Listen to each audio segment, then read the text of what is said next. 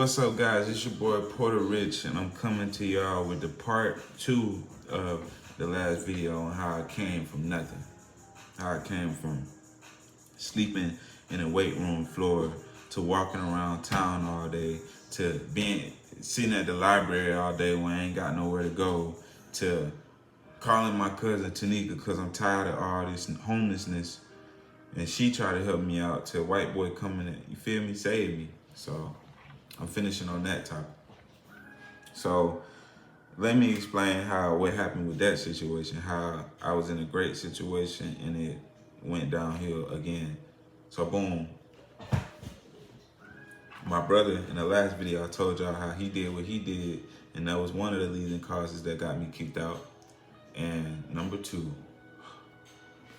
the middle leading cause, white boy, he see me, he like the way I act, he see how I am with his friends that are women, which way, like friends that had, you feel me, he seen how that went, and he saw like I was fly, like I like this, I like that, you feel me, like look fly, look good, I had game, and he wanted to change up his whole, whoever he is. Bro wanted to start rapping, everything. Like, bro got his parents to spend $900 on like music making equipment. Bro started asking to wear J's and Forces. Bro's talking about my clothes. He really threw a fit talking about, I'm not fly anymore and I want to be fly. I want to be fly. He literally said that because I always just said it. I want to be fly. And that's when he like got his parents to buy him some new shoes and Nike shirts and stuff, and Nike sweatsuits, and bro really stepped his little fly game up. I really helped him step his game up, and like that was like in his dad's eyes. I don't know about his mom because his mom loved me. I honestly think she wanted to hit, but I ain't gonna say all that on YouTube. But his dad's eyes that probably was negative. And honestly, like if I was white man dad and he ain't around this black boy and y'all white people always look at us like thugs and shit, but we're really not thugs. It's just our culture, you know. So it's really us dressing like this is the culture. We don't want to wear preppy stuff like we're not into that. Like that's not a part of our culture. Our culture is about getting fly the way we like to get fly. Now y'all fly could be different from our fly, but this wearing this, it's the culture. So bro really was like in the culture, you feel me? Like he really was fucking with the wave. He saw how his friends was nerds and he saw how my friends was real street niggas, you feel me? Like I got to see the best of both worlds, and he also got to see the best of both worlds. So he got to see what it was like on the black side, and honestly, like my homeboys, like they didn't hang around white people. So me bringing around white people, they spending money, they smoke big, they having fun. You feel me? Like they treated bro pretty good, honestly. So he liked that. That's why, like another reason he wanted to really like he started trying to be like me. Like he want to dress like me. He want to act like me. He want to talk like me. He want to rap like me. So that was a bad look in his parents' eyes, his dad's eyes most importantly. And boom, this what really put the barrel in the bucket. Bruh, I got the bumping in with one of my friends. Not my friend, but like some dude that was talking smack, and I beat him up. And then bruh had this one white boy, I beat him up. White boy had this one dude that's always talking smack about him and always, you feel me, making him look bad and crap like that. And mind you, he fat, short white boy, and the dude that he was like trying to stand up to was tall, white, skinny white boy that was finna give him the hand. We gave him the hand. So one night, I ain't really know, I didn't know it was gonna be like that. I did not know it was gonna turn out like how it turned out. But yeah, one night, like, he just going back and forth with bruh. And then I should have stopped it because I had a lot of fun with them. But he was going back and forth with bruh in the text messages, and then it got up to where they were finna meet. They set up a meet to go bump. So one night, we went to the spot, they bumped, white boy fought, and he got beat up. He got beat up, he got beat up, but it didn't even look like the way he looked after the fight. The fight wasn't even looking like that, but the way he looked after the fight, it looked like somebody tore his ass up. I mean, bro, we got back to the house. I mean, that nigga eye was so fucked up. The nigga face was so fucked up. Bro, we got back to the house. The nigga parents was just in a ramp. What happened? What da da da da? What da da da da? And you already know, they like the black kid. The black kid is the reason why he got beat the fuck up. So that's when his dad just had that. He was like, I've had it. He was like, you have to go. You cannot stay here anymore. I am not having this anymore. Da da da. In my house. Blah blah blah blah blah blah. So boom, bro. Like you gotta go. But his mom was like, she didn't think he was like wanting to take it that far. She was like, no, why he gotta go? Like da da da. Like really trying to take up for me. And she was like, I went downstairs where me and Jay was at when we sleep and stuff. Went downstairs after that fight with, you know, everything with the parents and shit. And that's when she came downstairs. She was like, I'm gonna talk to him. I'm gonna make sure everything is okay. I'm like, boom, boom. He go to work next morning. She tell me like, yeah, he's not having it. He's willing to give me a couple of days to find somewhere to go. And I'm like, she's like, I'm so sorry. I tried my everything. I'm like, damn, like that's when Jay, he find me somebody to stay. He like, bro, my friend Mason, he'll come let you stay. And this was somebody that we hung out with when, you know, him coming over, him bringing his friends over and shit. We hung out. But mind you, I ain't even tell y'all about this part. So they used to come to me, cause look, when white boys, they want to smoke, they used to always shop with the black plugs, and the black plugs would short them and finesse them. So they'll come to me to get their right amount, good deals, and the best prices. So they come to me, and eventually they kept coming to me so much. So I'm like, man, why not become the plug? So, boom, I did that. Then a white boy copied me again. He wanted to become the plug since he seen me doing so great, counting money. And boom, so all that happened. I kind of got some bread, you know, I got some flow. I got people going, I got, you know, doing work, you feel me? So, boom, white boy find me Mason to stay with, dude named Mason, his friend. I stayed with them for a little while too, had a lot of fun with them. And I'm gonna tell y'all, this is how I changed my life with Mason. This is how I really changed my life. I'm working a job at the time too, mind you. I got a job. I ain't just doing that. I got a job, working a job, but this is how I changed my life. White boys, they was always doing LSD and shrooms and stuff like that. And I'm like, I'm not doing that. I'm not doing that. All the time they hang out, I just smoke them, roll their blunts up, and I'm just, like, they be like, bro, do it, bro. And I'm just like, nah, bro, I'm straight. So they're doing LSD and they have so much fun, and every time they good afterwards. It's just like they do, they have fun, they laugh, they have a great time, and then after the next day they go back to the same. So one day, man, I'm like, man, they doing it again. I'm like, man, fuck it, let me try it. They keep offering it to me. I'm like, man, fuck it, I'm gonna try it. What's the worst that can happen? They still straight, they got their brain.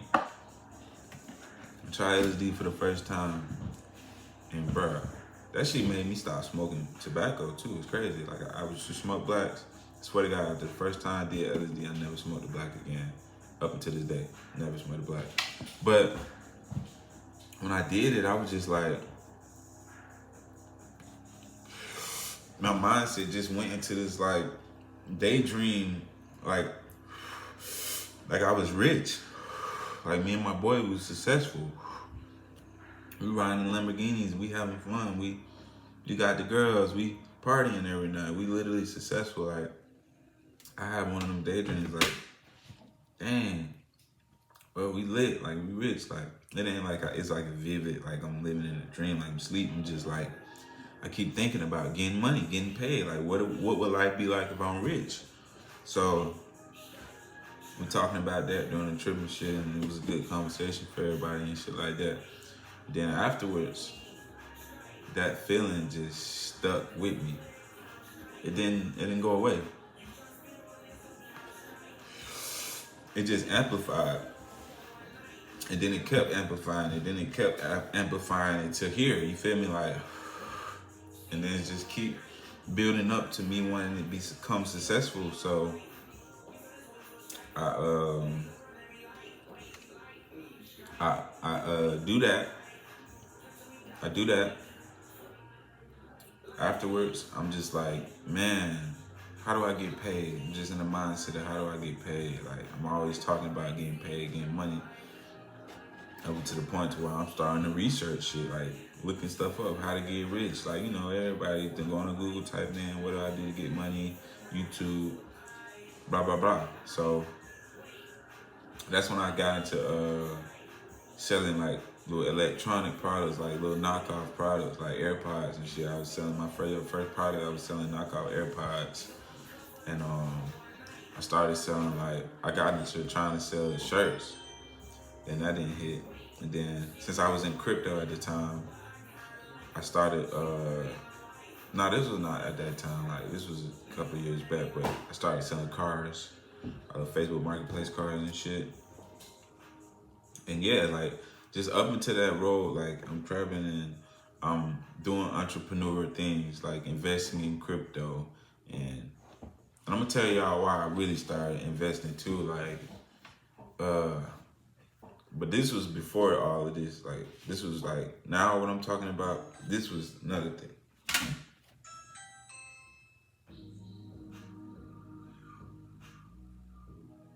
Who's my front door?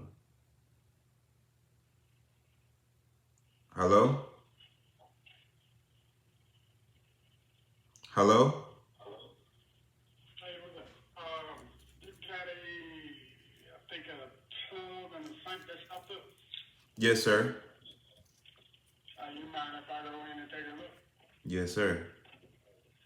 You can go in. Okay. All right. Okay. I just wanted to make sure before I follow in. All right. Thank you, man. All right, no problem, man. Bye. All right. That's the guy at one of my rental properties. Got to fix up some stuff. Man, they fast. I like that. Yeah. So, man, what was I? Oh yeah, I was at doing the Airbnb. I mean, doing the crypto investing and stuff like that. So yeah, I I get into reselling products and stuff like that. Just, you know, trying stuff out.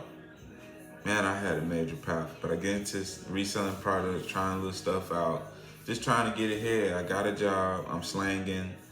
And I'm trying different stuff. I'm looking up how to trade. I started learning how to trade, and that I ain't really go too far with that. Remember that little Forex wave?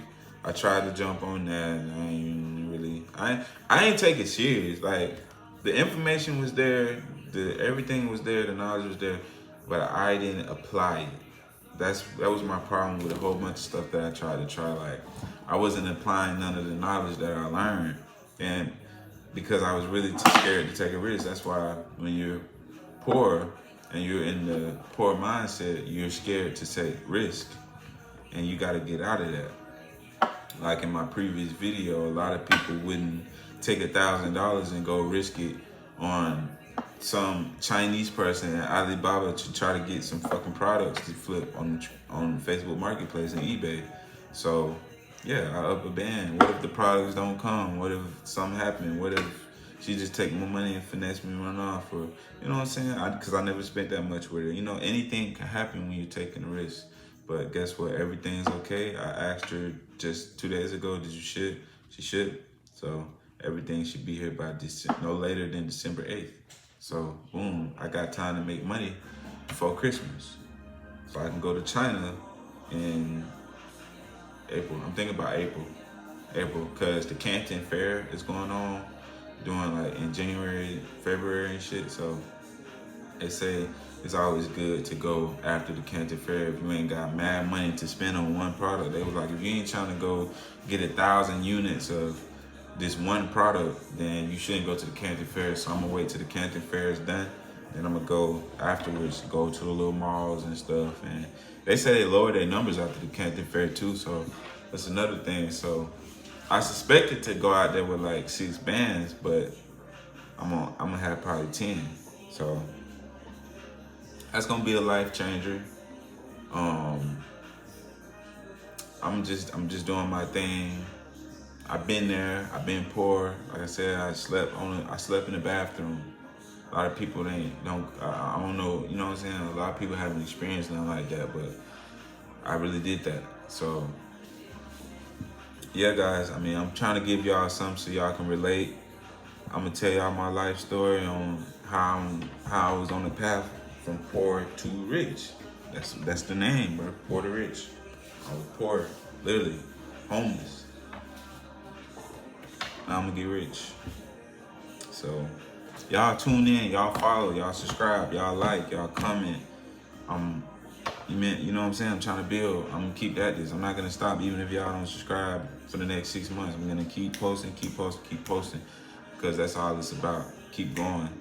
You're at one spot. You're here. At the start of the race, you're here. You're gonna have to get to here. If you're here, you're gonna have to get to here. So I do that, guys. But I'm done. I mean, part one, part two. That's it. That's the story of how I left a white boy, and I'm gonna tell y'all about the other white boy in the next video. So y'all lock in, y'all follow, y'all subscribe, whatever you like, comment, and that'll really help a brother out that's trying to teach y'all a game on how to become successful. If you go watch my previous videos, I got some stupid knowledge for y'all, for if you were in my position, poor. So yeah, bye y'all, peace, Puerto Rich, out of here.